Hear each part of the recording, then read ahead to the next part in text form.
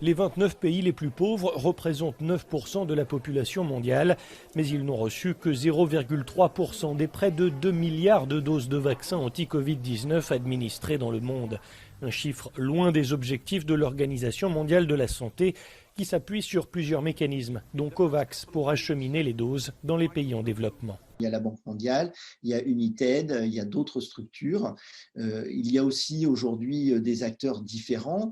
Nous sommes sur une chaîne chinoise, et bien la Chine est aussi un acteur de production de vaccins et de distribution avec une véritable politique de distribution mondiale. C'est aussi un acteur qui contribue à la diffusion de ces vaccins. L'OMS veut aller plus loin et réclame la levée des droits de propriété intellectuelle sur les vaccins. Une mesure en cours de négociation à l'OMC, l'Organisation mondiale du commerce.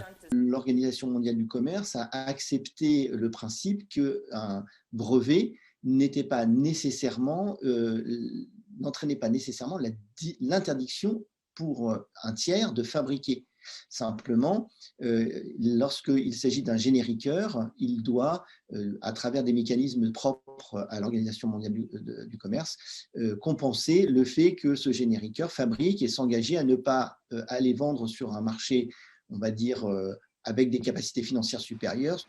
À ce jour, plus de 60 membres de l'OMC sont favorables à la levée des brevets, dont la Chine, qui encourage la mise en place de dispositifs permettant à l'Afrique de fabriquer ses vaccins. On se rend compte aujourd'hui qu'il est vraiment important d'aider tous les pays à disposer d'une capacité proche d'eux, si possible locale, de production de vaccins. C'est ça qui va le mieux garantir, disons, leur capacité à développer des campagnes vaccinales efficaces. Mais pour prendre une telle mesure, un consensus est indispensable à l'OMC.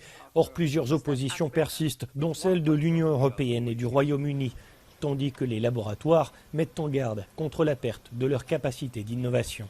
À ceux qui amènent ces traitements, ces moyens biotechnologiques vraiment innovants, il faut qu'ils gardent les incitations suffisantes.